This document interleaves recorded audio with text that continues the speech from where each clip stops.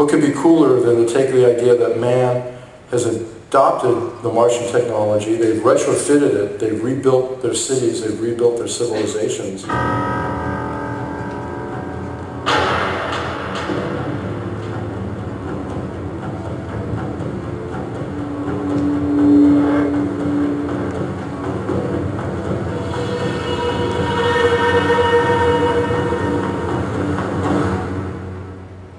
One day I was in Tokyo pitching the heavy metal video project at a film festival, and I met this Chinese guy on a bus. We struck up a conversation, we became friends, and although we went back to our countries, myself in Malaysia and Joe in the US, we kept a dialogue going, and he started showing me some of the animation projects that he had.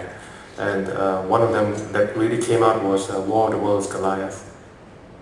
I really wanted a writer who could take what I'd done and go way, way beyond what I could do with it. And I just worked with David and with Kevin Eastman on the Highlander Search for Vengeance anime. He said, the money's coming from Malaysia. And I went, Malaysia?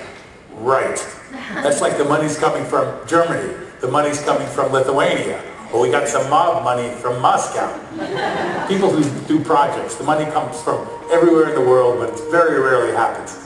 But this actually happened. I'm a sentimental guy, but when I read what he did with these characters and how he brought them to life, how he created individual character personalities, not by having them declaim and do information dumps, but he brought them to life by the way they interacted with each other. After they burned out Espanola and blew up my wife, I joined that militia, and they thought they got my Lucy. I fooled them good. How'd you do that? Huh? Oh. I found a piece of her. I see.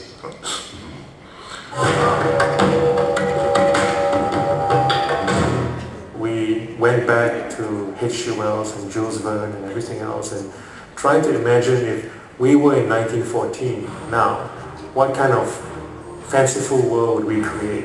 So you have a combination of all the Victorian iron and metal, all of the beautiful early deco of the early New York skyscrapers, those beautiful racing planes from the 30s, but fused with this kind of World War I era aesthetic. And then on top of that, we throw on a twist of real futuristic technological edge, which Martian technology would provide. After the initial sketch, we will produce concept art. I think the purpose of concept art will be produced for world to world. Especially for storyboard artists, because a storyboard artist need the details, they need to understand about where the location are and what is the set look like. Studio Klein was a gift from God. I will say unequivocally that these are the best designers I have ever worked with on any project. We sort of looked at different possibilities of who could be great to fill these roles. We, in many discussions with David about this, he said, let's go mine some of the original Highlander guys. There were a couple of scenes that I understood. There were a couple of scenes that when I read them, I go, okay, I know how to play those. There's a big scene in the cafeteria where he kind of rallies and inspires the people around him. It is they who are the traitors! Those pompous, arrogant fools who call you to their war!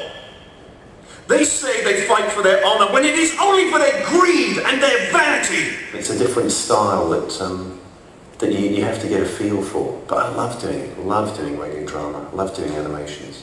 And this was an absolute joy. Well, I think there's a wee chill in here. You don't know what you're missing, Jennifer, my darling. When we first were thinking about casting Adrian Paul as Patrick, there was some hesitation for a couple of reasons. One of which is we didn't know if he could do a really full-throated Irish brogue in accent. What's a Irish song? That's written Ollie Malone. I know, how does the tune go? Come on, sing it for me. Sing it for me! I was really impressed by Adrian, by just what he brought to that role. He came prepared with all kinds of alternative lines, all kinds of new reads, and nuances, which really made that character come to life. Focus my arse. He brought reserve and humor. Lord, Lord, Lord, Lord, Lord, Lord, Lord, Lord, Lord,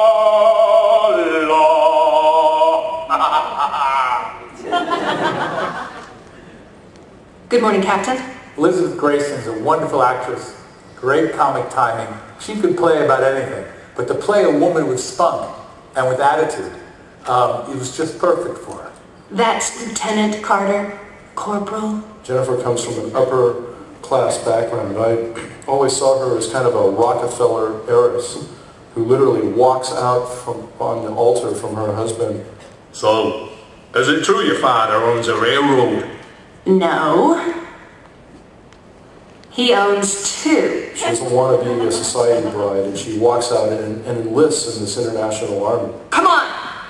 Come on, damn you! It's blood!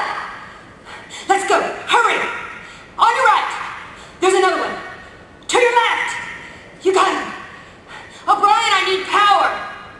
Damn you, die! A bunch of us are going to the Green Man to let off a little steam. Every time I read Abraham Douglas, I was thinking, jet black cowboy bebop. I spoke to Lieutenant Carter. She asked if you were coming. We wrote him as a family man who has a wife and children that he cares deeply about. He's the oldest member of our team of heroes. He's really the only one with a family of his own that he's nurtured and protected. And Bo brought a lot of resonance to those few lines that he actually had where he could talk about his wife and kids. Tonight, I'm not the Secretary of War. I'm just an old soldier named Teddy, who could use a drink with friends. The first time he opened his mouth as Teddy Roosevelt, it was like, yeah, this guy is Roosevelt. Many of our brothers and sisters around the globe, and we, in our humanity, are all brothers and sisters, are fighting and dying at this moment. I thought he was a natural to play Teddy Roosevelt because he's kind of a gruff, real, even though he's Canadian, he's an American kind of character. Boys!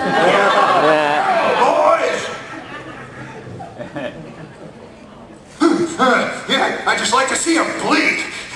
Adam Baldwin especially, I think that was I think we lobbed that one in, 1 second away from the buzzer. I hope that he would come on board because I think we're all fans of the original Firefly series and Chuck and all that. See, he came on board and played such a major role. Ain't no more squad. Except me. Hope your sorry asses were worth it.